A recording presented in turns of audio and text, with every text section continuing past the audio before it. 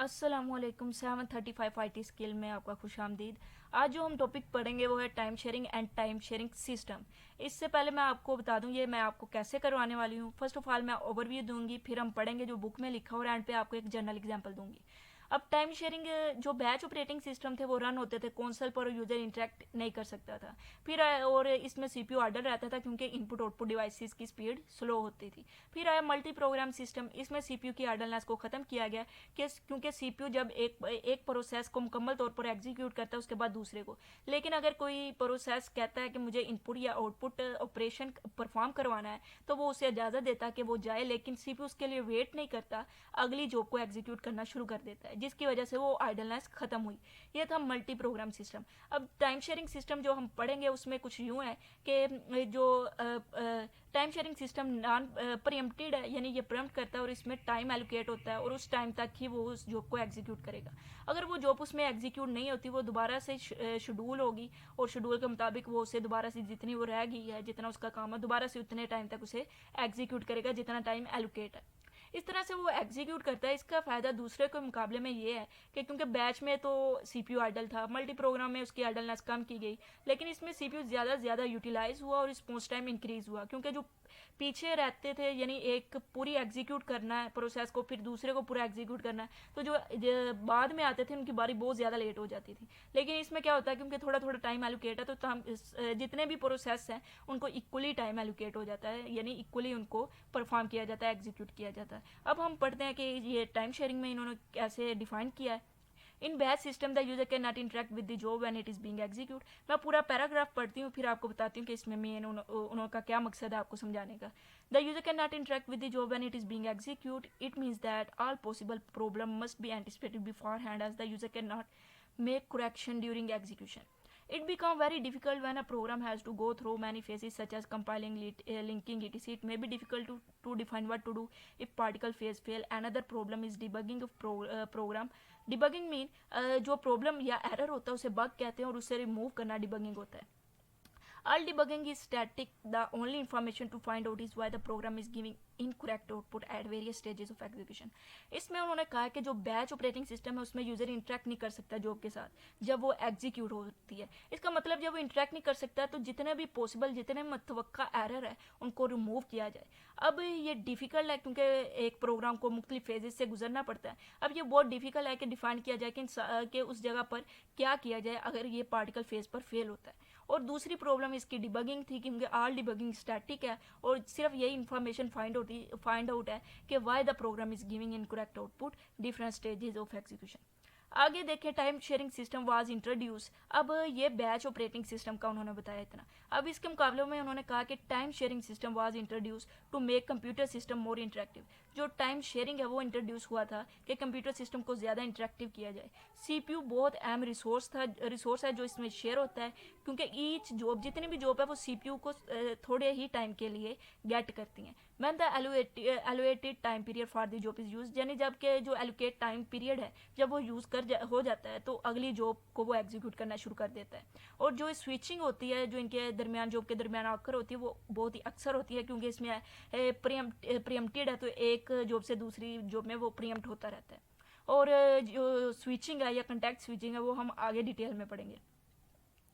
It allow the user to interact with the job as it's running. Operating system should enable the user to interact with the job that are execute. Communication usually occur via keyboard.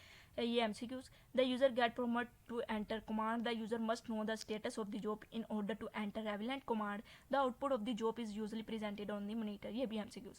अब इस paragraph में उसने क्या कहा कि job में जो switching होती है वो भी अक्सर होती है और इसमें यूज़र को अलो किया गया है कि वो इंटरेक्ट कर सके जॉब से रनिंग टाइम पे भी, और इसके अलावा इसको इसे इनेबल भी किया गया कि वो इंटरेक्ट कर सके जॉब को जब वो एग्जीक्यूट हो रही हैं। और कम्युनिकेशन यूजली आकर होती है कीबोर्ड के ज़रिए और यूज़र एक फौरी तौर पर उसे इशारा मिलता है कि वो कमांड को एंटर कर सकता है। और यूज़र को कमांड एंटर करने के लिए ये भी ज़रूरी है कि इसे पता हो कि जॉब का स्टेटस क्या है। द आउटपुट जो जॉब की है वो यूजली रिप्रेजेंट होती है मॉनिटर पर। अब generally the command given by the user take very little time to execute. अब जो यूज़र कमांड एंटर करता है वो बहुत ही थोड़ा टाइम लेती है एग्जीक्यूट करने के लिए और जो कंट्रोल है वो दोबारा रिटर्न हो जाता है कमांड लाइन में।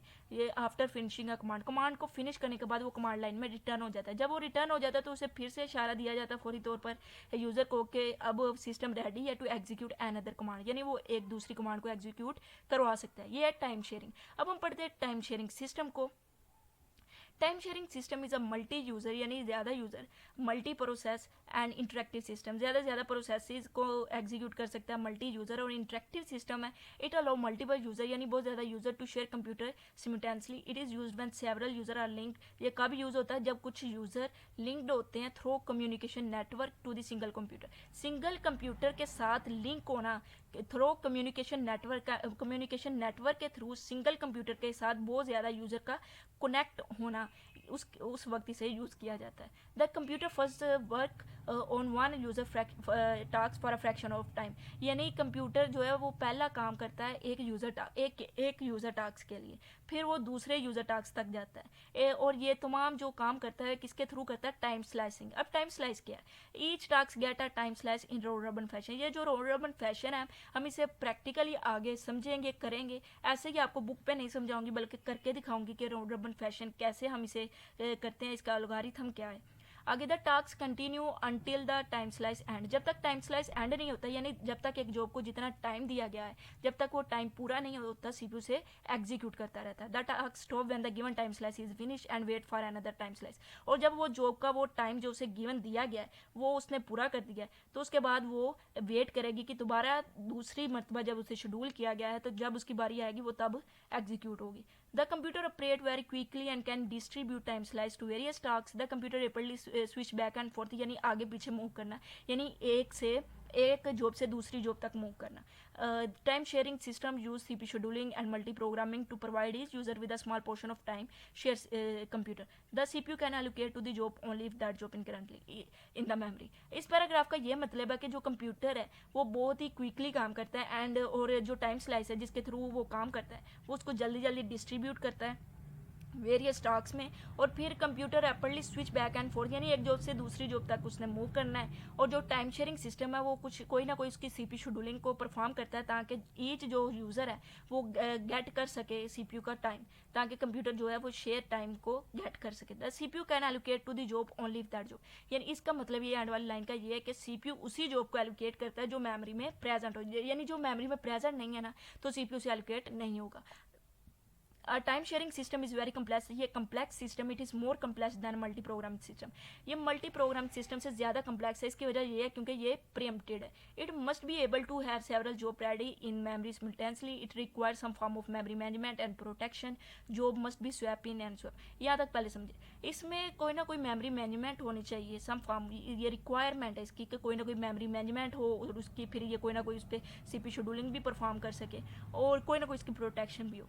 अब यहाँ पे आगे समझे, job must be swap in and swap out in responsible time. अब जॉब जो स्वैप इन स्वैप आउट होती है वो हम आगे पढ़ेंगे, लेकिन ये रिस्पॉन्सिबल टाइम पर स्वैप इन यानी आनी चाहिए, और स्वैप आउट का मतलब है जब ये मेमोरी से बढ़ जाती है तो स्वैप आउट भी होती है रिस्पॉन्सिबल टाइम पे। It must be achieve by using virtual memory. ये तमाम जॉब को एग्जीक्यूट करवाने के लिए हम ना swap in and swap out करवा रहे हैं और ये वर्चुअल मेमोरी के जरिए हो रहा है। Virtual memory is a technique that allow execution of the job that may not be complete in the memory। जो virtual memory एक ऐसी तकनीक है जो उन जॉब को भी एग्जीक्यूट करवा देती है, या हम इसके थ्रू उन जॉब्स को भी एग्जीक्यूट कर रहे हैं जो मुकम्मल तौर पर मेमोरी में मौजूद नहीं है। अब virtual memory के लिए आप फिलहाल यही समझे कि जो जॉब मुकम्मल तौर पर मेमोरी में नहीं आ रही, नहीं फिट हो रही, या उनका साइज़ बड़ा है या उनके लिए स्पेस अवेलेबल नहीं, ये उसे भी एग्जीक्यूट करवा देती है। फिलहाल इतना पढ़े, आगे हम डिटेल में पढ़ेंगे।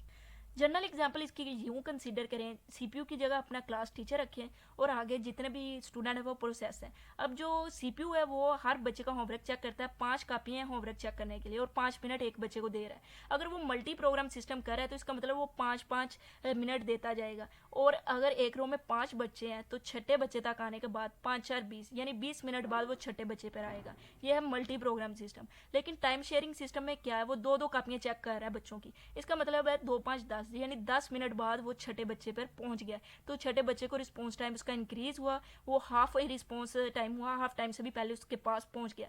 अब जब वो सबके चेक कर लेगा वो दोबारा से फिर आएगा फर्स्ट पे, फिर से 2-2 कापियाँ चेक, फिर ऐसे आएगा, फिर इस तरह से वो अपना टाइम जो है रिस्पॉन्स टाइम इंक्रीज कर देता है, तमाम जॉब को हल